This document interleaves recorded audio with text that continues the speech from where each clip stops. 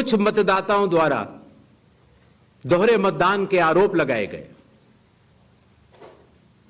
सबूत मांगने पर जवाब नहीं मिला।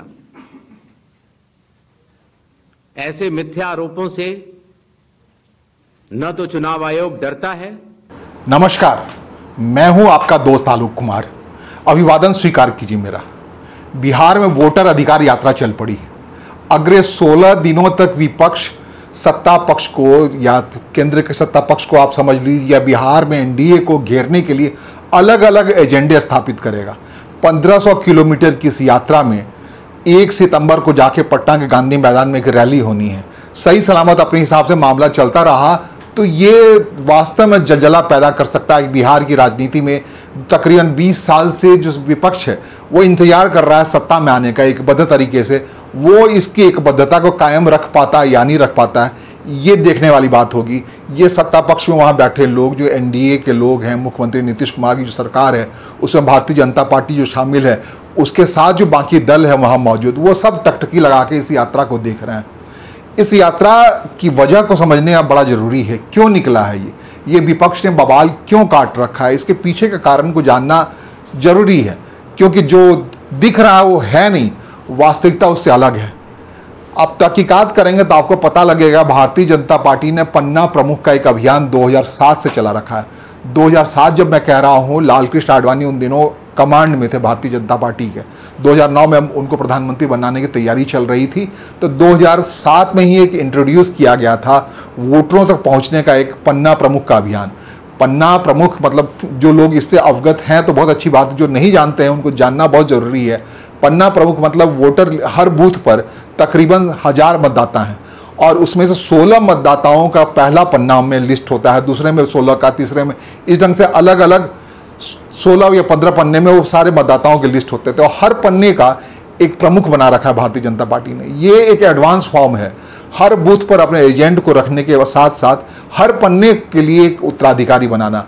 और वो पन्ना प्रमुख के तौर पर सिर्फ एक नहीं, गुजरात में इस काम को कायदे से किया गया, हरियाणा में इस काम को कायदे से किया गया, महाराष्ट्र में इस काम को कायदे से किया गया, उसका अंजाम देखने को मिला। 2007 में जो लालकृष्ण आडवाणी से अमल में लाया था, 2009 तक एडवांस फॉर्म में नहीं आया। लेकिन इसी काम को जो गृह मंत्री हैं अमित शाह, जब भारतीय जनता पार्टी अध्यक्ष बने तो बड़ी शिद्दत से उन्होंने इसे इम्प्लीमेंट किया, इस पन्ना प्रमुख के अभियान को। इसका नतीजा ये हुआ कि हर बूथ पर भारतीय जनता पार्टी की पकड़ मजबूत हो गई। वो इतनी मजबूत हो गई कि ये बात लगने लगा कि आने वाले कई सालों तो भारतीय जनता पार्टी अपने वजूद में रहेगा। भारतीय जनता पार्टी केंद्र में सत्ता में आने के बाद खासकर 2014 के पास इसके पास कोई धन की तो कमी है नहीं। किसी भी अभियान को मूर्त रूप देने के लिए पैसे की जरूरत पड़ती है, और जब पन्ना प्रमुख पे आप इन्वेस्ट कर रहे हैं उस वहाँ तक आपकी पहुँच बन गई है। हर वो पन्ना प्रमुख की जिम्मेदारी होती है, जो 16 वोटर उसके जिम्मे का होता है हर बूथ का, उसके यहाँ जो कुछ शादी हो, मैयत हो, जो कुछ भी हो, उससे संपर्क में रहता है। उसका इंश्योर करता हुआ पन्ना प्रमुख अपने सहयोगी के साथ मिल करके उस वोटर को वोटिंग बूथ तक लाना, उससे वोट करवाना, भारतीय जनता पार्टी की नीतियों के बारे में बनाना। एक लिहाज से भारतीय जनता पार्टी का ये जो पैन पेनिट्रेशन है, हार्ड पेनिट्रेशन है पन्ना प्रमुख का, इसका जवाब किसी और के पास नहीं मिला। खासकर विपक्ष में जो भारतीय जनता पार्टी को टक्कर दे रही है, 99 सांसद आ गए हैं राहुल गांधी के, अब विपक्ष के नेता कुर्सी बैठ गए हैं, तो उनको ये कमी महसूस हो रही है। भारतीय जनता पार्टी एक तरीके से कांग्रेस को जड़ से उखाड़ दी। तो ऐसा कोई कैंपेन करना बहुत ज़रूरी है उनके लिए, ताकि इस बात को, ये कैंपेन आसान नहीं है वो हर बूथ पे पन्ना प्रमुख का काउंटर करने के कोई व्यक्ति खड़ा कर दे। क्योंकि एक हिसाब से जब राहुल गांधी सक्रिय राजनीति में आए हैं तब कांग्रेस की जो संगठनात्मक स्थिति एक लिहाज से जर्जर है। केवल चेहरे हैं बड़े बड़े लगे हुए, यही वजह है कांग्रेस पार्टी लगातार हार रही है। कोई मूव चल रही है, कोई पासा चल रही है, तो वो जड़ तक पहुंचना चाहिए। और जड़ तक तो वहाँ पन्ना प्रमुख के लिहाज से भारतीय जनता पार्टी पहुंच गई। और ऐसा नहीं है कि केवल हिंदू बहुल या अपने प्रभाव के बूथों को भारतीय जनता पार्टी ने कैटर किया, लेकिन भारतीय जनता पार्टी ने इस तरीके से, जो खासकर अमित शाह का स्टाइल ऑफ पॉलिटिक्स है, जिसमें उन्होंने भारतीय जनता पार्टी को दुनिया की सबसे बड़ी राजनीतिक पार्टी में मेंबरशिप के लिहाज से तब्दील कर दिया था जब वो थे, तो इस पेनिट्रेशन को उन्होंने उन इलाकों में भी पहुँचाया है जहाँ पर भारतीय जनता पार्टी का वोट नहीं पड़ा करता था। तकरीबन जब कह रहे हैं 2007 से ये काम चल रहा है, 2007, 2017, 2027 में तकरीबन 20 साल से भारतीय जनता पार्टी 18 साल से ये काम कर रही है कि देश के जितने पोलिंग बूथ हैं उन बूथों पर हर पन्ने को तकरीबन 16 लोग एक्टिव कर रखे हैं पन्ना प्रमुख के नाम से। 16 या 20 कहीं जहां 1500 वोटर हैं उसमें ज़्यादा। इसके अलावा जो दूसरी बात है कि पन्ना प्रमुख के अलावा एक पन्ना प्रमुख जो भारतीय जनता पार्टी का मेंबर होता है, दूसरा महिला मोर्चा का मेंबर होता है, कुछ यूथ मोर्चा के मेंबर होते हैं।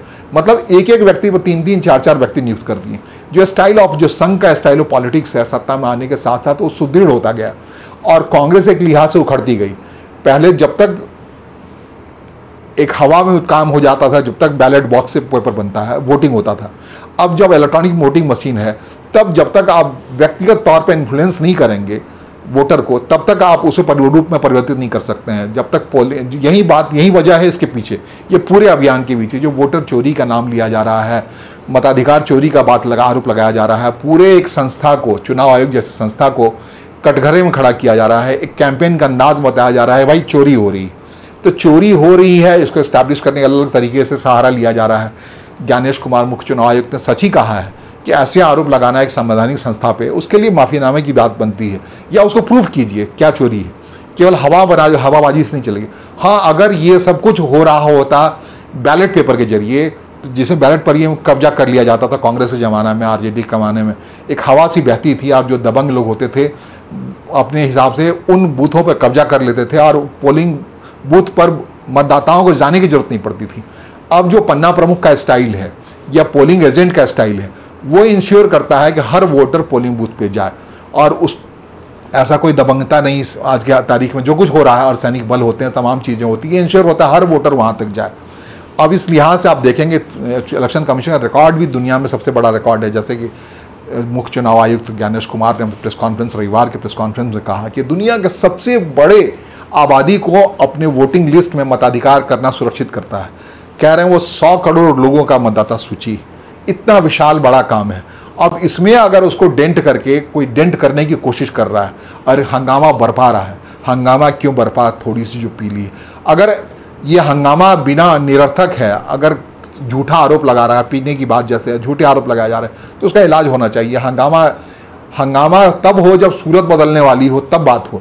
तो सूरत क्या बदले, चुनाव आयोग के कटघरे में खड़ा रखने से अगर कांग्रेस पार्टी जीत जाती है तब सूरत बदलेगी, क्योंकि अल्टीमेटली जाकर के मामला क्या होना है, अल्टीमेटली जाकर के वोट पोलिंग बूथ पर लोगों को लाना है, इलेक्ट्रॉनिक वोटिंग मशीन से स्विच दबाना है।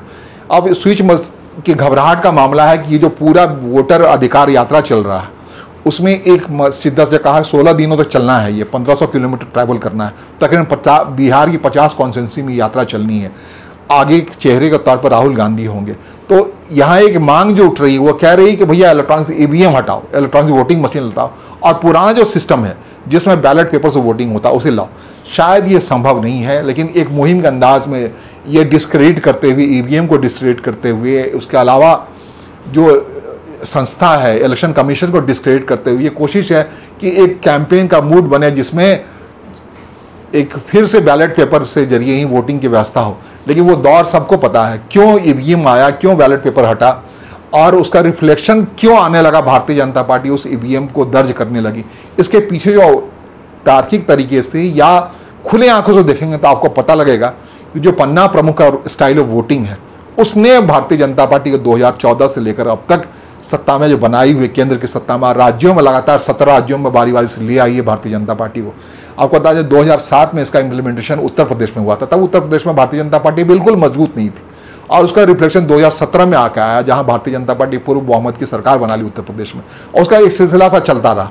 उस पन्ना प्रमुख को मजबूत किया गया, उस ईवीएम तक वोटर के पहुंच को और जो वोटर पहुंच रहा है उसे इन्फ्लुएंस करने के तरीके को मजबूत किया गया। इसका नतीजा दिल्ली चुनाव में दिखा, वहाँ लगभग ये पन्ना प्रमुख ऑफ स्टाइल ऑफ पॉलिटिक्स कमजोर पड़ गई थी। उसको पिछली दफे भारतीय जनता पार्टी ने बड़ी शिद्दत से मजबूती से उसे किया और उसका नतीजा दिल्ली में दिखा। ये महाराष्ट्र में जाके दिखा, महाराष्ट्र में अलायंस की पॉलिटिक्स के तहत वो काम नहीं हो पा रहा था जिसे पिछली बार भारतीय जनता पार्टी पूरी मजबूती से किया, उसका रिफ्लेक्शन दिखा। अगर ईमानदारी से आप देखेंगे तो हरियाणा में यही बात दिखी, सब कुछ नज़ारा दिखता रहा, कांग्रेस पार्टी सरकार बनाएगी, जीतेगी, आएगी। लेकिन जब तक आप ईवीएम तक पहुंचने वाले वोटरों तक किसी संगठनात्मक संरचना के अंदाज में नहीं पहुंचाते तो हवाबाजी से तो नहीं सरकार बनती। ये नतीजा हरियाणा बिल्कुल दिखा। सब हर कोई कह रहा था ग्राउंड लेवल पर कांग्रेस सरकार बन रही है, भारतीय जनता पार्टी जा रही है, डिस्क्रेडिट हो गई, सत्ता से अलग हो जाएगी। एक एंटी एस्टैब्लिशमेंट वोट चल रहा है, वहाँ पे एक हवा है कि लोग विपक्ष के प्रति आकर्षित हैं। लेकिन विपक्ष के प्रति आकर्षित रहने से क्या होगा? जब तक ईवीएम पर या उस पोलिंग बूथ पर पन्ना प्रमुखों का अधिकार है, संगठनात्मक तौर पे पार्टी काम कर रही है, वहाँ लोग को इंश्योर कर रही है, तब तक बात बनेगी। इसको दूसरे तरीके से समझते हैं। जो SIR का मसला है, विशेष मतदाता पुनरीक्षण के खिलाफत का मसला है, जिसमें कहा जा रहा है 65 लाख वोटर बिहार के मतदाता सूची से हटा दिए गए हैं। सुप्रीम कोर्ट ने कहा है उन 65 लाख वोटरों के बारे में विस्तृत तौर पे चुनाव आयोग सुप्रीम कोर्ट में भेजे। एक मसला है कि कैसे हटाया, ये अलग मसला है। हंगामा बरपा, वहाँ जा कर के मरे लोग वहाँ शामिल आ गए, सब कुछ सारी चीज़ें हो गई, ठीक है। इसके मामले में जवाब दिया जा सकता है कायदे से, तार्किक तरीके से, कि गड़बड़ियाँ कैसे हुई, इस मामले में इसको सुधारा जा सकता है। लेकिन गड़बड़ियों के बिना पर ये नहीं कहा जा सकता कि SIR जो मसला है उसमें चुनाव आयोग का कहना है कि SIR में जो भी गड़बड़ियाँ हुई, इसके लिए चुनाव आयोग ने अपनी ओर से BLO बनाया, सरकारी अधिकारियों के तौर पर, जो बूथ लेवल ऑफिसर होता है। दूसरा, इसी ढंग से राजनीतिक दलों के लिए उसने ये किया है कि हर बूथ पर जो BLO काम करेगा उसकी निगरानी या उसकी मदद के लिए BLA होगा। BLA मतलब बूथ लेवल एजेंट। अब बूथ लेवल एजेंट के लिए उसने बिहार में, खासकर सिर्फ SIR की बात करें तो बिहार में जो वहाँ मान्यता प्राप्त दल जो हैं, 12 पार्टियां हैं, उनसे चुनाव आयोग ने इस SRI के लिए एजेंट्स मांगे, हर बूथ पर एजेंट्स। अब जब BLA की नियुक्ति की बात हुई तो चुनाव आयोग ने हर राजनीतिक दल से, बिहार में जो भी रजिस्टर्ड राजनीतिक दल है, उन सब से कहा कि भैया हर बूथ पे अपना एजेंट दीजिए, ताकि ये BLO काम कर पाए, मतदाता जो SIR है, विशेष मतदाता पुनरीक्षण काम कायदे से हो पाए। तो इसमें आपको बता दें, प्रतिपक्ष की पार्टी है, जो सबसे कद्दावर पार्टी है, राष्ट्रीय जनता दल ने अपने सबसे ज़्यादा मेंबर्स दिए। राष्ट्रीय जनता दल में तकरीबन 50,000 अपने सदस्यों को बिहार में इस मतदाता पुनरीक्षण के काम में लगाया। उसके बाद जो नंबर आता है भारतीय जनता पार्टी, वो तकरीबन 28,000, वो 28,000 मेंबर ही दे पाई। इसके अलावा बारी आती है जो वहाँ सत्तारूढ़ दल है, जनता दल यू, दोनों को मिला देंगे तब आपको 50,000 बनेगा, जो कि अकेले RJD ने दे रखा है। हर पोलिंग बूथ पर उसके लोग निगरानी रखें BLO पर, और उसके आधार पर ये 65 लाख लोगों का नाम गायब हुआ है। तो उस वहाँ हर में उसमें सिग्नेचर है RJD के पोलिंग एजेंट का। पोलिंग एजेंट जैसे कह रहे हैं, हर बूथ लेवल के अधिकारी एजेंट्स का, और वो चुनाव आयोग के खर्चे पर हुआ। इतने कार्यकर्ताओं को RJD ने 50,000 से ज़्यादा कार्यकर्ताओं को चुनाव आयोग के काम में लगाया, इस बूथ लेवल एजेंट के काम में लगाया, और उसका नतीजा ये चुनाव आयोग के खर्चे पर, तब ये 65 लाख की सूची आई। लेकिन और एक बड़ी बात, जो सबसे ज़्यादा हंगामा कर रहे हैं इस मसले पर, वो राहुल गांधी है। देश की सबसे बड़ी पार्टी अगर कहें जो काउंटर करे, विपक्ष की पार्टी कांग्रेस, अखिल भारतीय कांग्रेस पार्टी है। अखिल भारतीय कांग्रेस पार्टी ने कितने बूथ लेवल एजेंट दिए जानते हैं आप?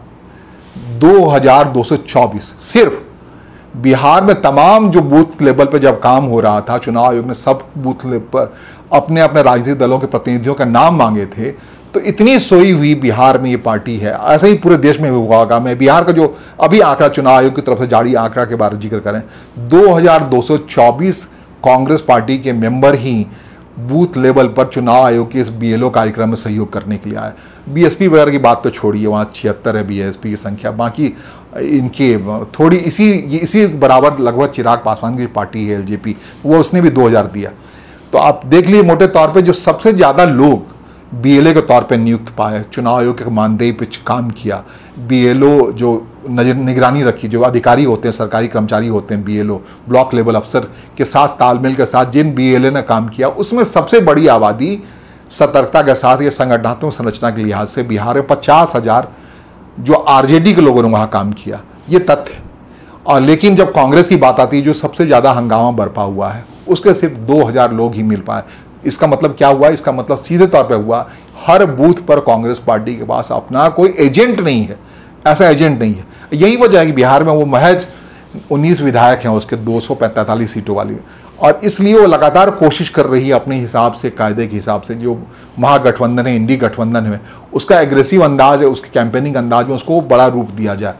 वहाँ नेतृत्वकर्ता के तौर पर आपको बताएं, सासाराम की बैठक, जैसे बुलेटिन की हमने शुरुआत की, बातचीत की, आपसे शुरुआत की हमने, सासाराम के उस विपक्ष के वोटर अधिकार यात्रा की उस रैली से, उस रैली को कांग्रेस पार्टी की ओर से जो सबसे प्रखरता के संबोधित किया वो कन्हैया कुमार थे। अच्छे वक्ता है, उनकी तारीफ की जानी चाहिए।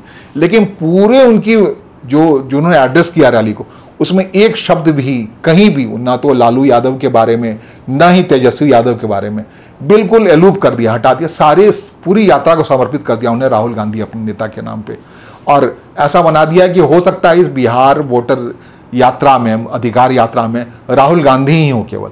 तो जो राहुल गांधी जिनके पास बूथ लेवल पर सिर्फ 2000 लोग हैं पूरे बिहार में 243 सीटों में, हर सीट की बात करें तो वहाँ पर उनके पास 10 में लोग ही हैं, इतने बड़े 243 में जहाँ लाख लाख वोट पड़ना है एक एक सीट पर तकरीबन, उसमें सिर्फ हर बूथ पर उनके पास 2 ही लोग हैं। ये बड़े हर कॉन्स्टिट्यूंसी के लिहाज से अगर रेशियो काटे तो 2243 सीटें, और उनके पास विधायक कितने 19 सीटें। तो उनकी पूरी रस्साकशी या उसकी पूरी जोर आजमाइश है जो इस बार विपक्ष का जो गठबंधन बन रहा है या बन गया, जिस ढंग से तेजस्वी उदारमना के साथ वहाँ आया, लालू प्रसाद यादव उस मन से आया अपनी तबीयत खराब होने के बाद भी 79 ईयर्स की उम्र में, 83 ईयर्स की उम्र में जो कांग्रेस अध्यक्ष हैं मल्लिकार्जुन खड़गे रहे, वहाँ पर पूरी तरह से महिमा मंडन अंजाम में राहुल गांधी को कहा गया कि उसके कैंपेन में ये जो वोट अधिकार यात्रा है उसमें सब पूरी तरह से विपक्ष शामिल है। ये घबराहट पैदा करता, कब घबराहट पैदा करता सत्ता पक्ष के अंदर, एनडीए के पक्ष में, ये घबराहट तब पैदा कर पाता जब चेहरा हो सकता था तेजस्वी यादव होते इसके उसी बराबर रैंक पे होते हैं, जिन्होंने बड़ी मुस्तैदी के साथ बीएलए का जो पूरा अभियान चल रहा है, एसआईआर का अभियान चल रहा है, उसमें सबसे बड़े सहयोगी के तौर पर उभर के आए हैं। ये अलग बात है कि जो जिस ढंग से केंद्र में कांग्रेस पार्टी ने इस पर सवाल खड़ा कर रखा है उसमें अगवा हो रहे हैं। ये जो एक आरोप लगाने के अंदाज में राहुल गांधी अगवा दिख रहे हैं, उन्होंने जो भी प्रेस कॉन्फ्रेंस किया उसका काउंटर चुनाव आयोग ने किया, या दूसरे अंदाज में कहे चुनाव आयोग जैसी संवैधानिक संस्था को मेलाइन करने में, उसकी इमेज खराब करने में, वो सिर्फ क्यों कि एक हवा सी चले और कांग्रेस पार्टी को वोट मिले। तो हवा चलने से नहीं होता है भैया, ये बात समझना पड़ेगा। ग्राउंड लेवल पर लोगों से जाके जरा पूछिए, ये हवा का परिवर्तन चाहिए, हंगामा करना जरूरत नहीं होनी चाहिए। हंगामा तब हो जो सूरत बदलना हो। तो सूरत बदलने के लिए बहुत जरूरत है कि जो बूथ लेवल इकाई है वहां पर कांग्रेस का कार्यकर्ता मौजूद है या नहीं। अब बिहार की तस्वीर आपको हमने बता दी, सिर्फ पूरे बिहार में 2033 सीटों के लिए मतदाता पुनरीक्षण का मामला चल रहा है। उस बिहार में कांग्रेस पार्टी की ओर से सिर्फ 2224 लोग हैं जो बूथ लेवल एजेंट के तौर पर काम कर रहे हैं।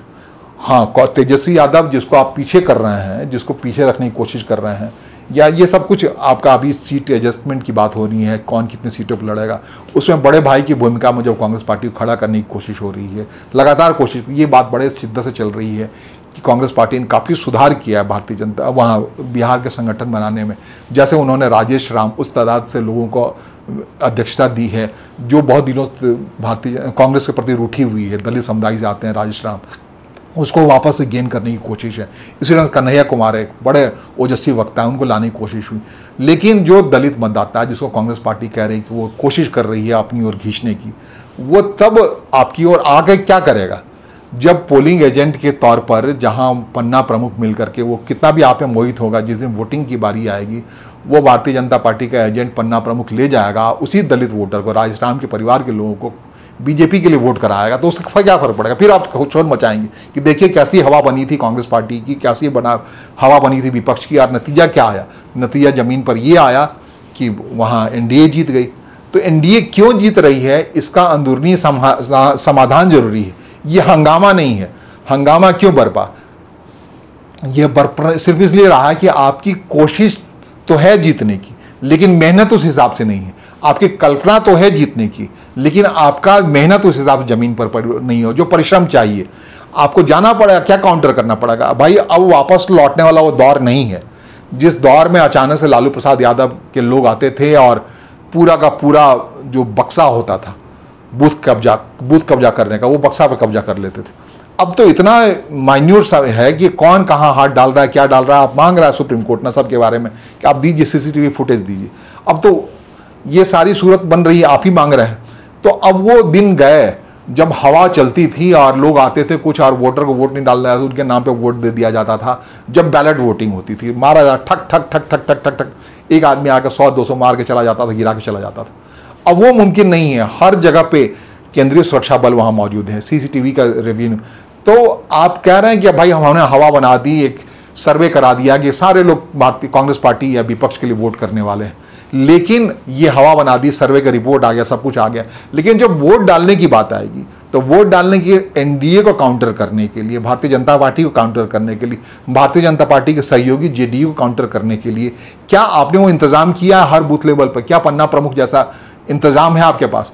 आपको बता दें कि बिहार में क्या है कि जितना 50,000 है, आपको बताया हमने 50,000 से ज़्यादा BLA आएगा उस प्रतिशत में लेता हूँ बूथ लेवल एजेंट की नियुक्ति कराई है आरजेडी ने। तो बीजेपी और जेडीयू दोनों ने मिलकर के तकरीबन 52,000 लोगों को नियुक्त कराया है। मतलब दोनों, जहाँ पे आरजेडी, जहाँ जेडीयू के ब्लॉक लेवल एजेंट हैं वहाँ बीजेपी का नहीं है, और जहाँ बीजेपी का है वहाँ जेडीयू का नहीं। मतलब चुनाव पहले ही ये जो एक्सरसाइज हो रहा है SIR का, उसमें भी अलायंस इनका मौजूद दिख रहा है कि दो भरोसा एक दूसरे के प्रति बहुत दिख रहा है। या दूसरा भरोसा ये हो सकता है कि कांग्रेस पार्टी ने पूरा काम सौंप दिया हो तेजस्वी यादव के प्रति, और सिर्फ जिस समय सीट बंटवारे की बात आए उसमें आप लड़ने झगड़ने लगे, मुझे पिछली बार की तरह 70 सीटें दें, तो तेजस्वी यादव उसमें कंजूसी करते हैं, तब उनका नुकसान होगा। या फिर आपके पास अगर आपको 70 सीटें मिल भी जाती हैं मौजूदा हालत में उस अलायंस के अंदर, अलायंस का होना है, तय होना है उस अलायंस के अंदर, तो फिर आप उसको एग्जीक्यूट नहीं कर पाएंगे, क्योंकि आपके पास, आपके दल के पास, आपके लोगों के पास बूथ लेवल एजेंट्स नहीं है। हाँ, ये जरूर हो सकता है इस 16 दिनों की यात्रा में एक बार सोई हुई कांग्रेस पार्टी जो है उसको जागृत करने की कोशिश जो आपकी, उस कोशिश में थोड़ा बहुत रंग आ सकता है। लेकिन ऐसा तो नहीं हो सकता कि अचानक से सारे पोलिंग बूथ पर जा करके आपके वर्कर्स तैयार हो जाएं। ना तो आपके पास रिसोर्स है, ना ऐसा संगठन मजबूत है। जिस संगठन की मैं बात कर रहा हूँ, भारतीय जनता पार्टी 2007 से पन्ना प्रमुख के साथ मजबूती से लगी पड़ी है, कैडर बेस्ड पार्टी है। उसका एक बार जो कैडर बन जाता है बड़ी मुश्किल से उसे अलग होता है।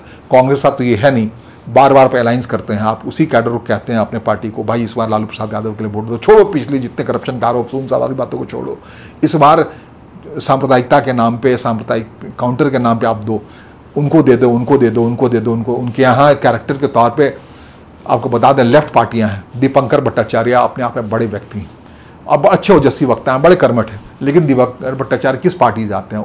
दीपंकर भट्टाचार्य उस CPI-ML से आते हैं जिसके जो सबसे बड़े नेता थे एक वक्त में JNU के चंद्रशेखर थे। उसकी हत्या आरजेडी के लोगों ने, खासकर शहाबुद्दीन ने सिवान में कर दी, बड़ी बर्बरता से कर दी।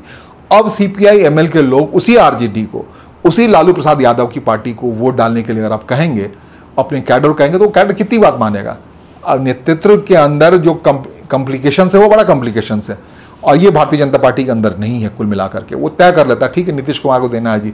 भारतीय जनता पार्टी का अलायंस, बीजेपी का अलायंस बिहार में लालू प्रसाद यादव के साथ कभी नहीं हो सकता, ये उसके हर कैडर को पता है। लेकिन अगर ऐसा करने लगे मान लीजिए केंद्रीय नेतृत्व, तब फिर क्या होगी सूरत? वही सूरत होगी जो कांग्रेस कभी हो गई। कई बार आपने पासा बटते हैं, कभी उसके साथ, कभी उसके साथ, कभी आप नीतीश कुमार की तारीफ में निकल जाते थे, अपने कैडर कहते थे जेडीयू के लोगों को वोट डालें, आप वहाँ उतनी जगह सीट नहीं लड़ पाते थे। कभी आप लालू प्रसाद के साथ अभी जैसे लगे पड़े हैं, कभी लेफ्ट के साथ लग जाते थे। यही हाल लेफ्ट की पार्टी का, जो सबसे प्रखर, मैं कैडर बेस्ड पार्टी की बात कर रहा हूँ, CPI-ML की बात कर रहा हूँ, दीपंकर भट्टाचार्य की पार्टी की बात कर रहा हूँ। अगर दीपंकर भट्टाचार्य अपने वोटर को आरजेडी के लिए वोट करने के लिए कहते हैं, जो उनके पुराने वोटर इस बात को कैसे मानेंगे भाई? ये बड़ा सवाल है। SIR की अंदर की बात मेरी समझ से यही है कि आपके अंदर इतनी मादा नहीं है, इतनी ताकत नहीं है कि हर बूथ पर आप भारतीय जनता पार्टी या एनडीए को काउंटर कर पाएं। तो आप शोर कर रहे हैं, हंगामा कर रहे हैं। हंगामा करने का मकसद ये नहीं होना चाहिए। हंगामा तब हो जब सूरत बदलने वाली हो, और फिलहाल इन तमाम कोशिशों, तमाम हंगामों के बीच ऐसा होता हुआ नहीं दिख रहा है कि सूरत बदलेगी। लेकिन इस बात को, इस काम को कांग्रेस पार्टी क्यों लीड कर रही है बिहार में, आरजेडी क्यों पीछे है, आरजेडी क्या मजबूरियां हैं, इसकी बात संभवतः हम अगले बुलेटिन में, अगली बातचीत में आपसे करेंगे। उसके बारे में तथ्यात्मक बहुत सारी जानकारियाँ हैं। उसकी वजह हैं कि तेजस्वी सामने नहीं है, राहुल गांधी सामने हैं इस वोटर अधिकार यात्रा में। नमस्कार, धन्यवाद।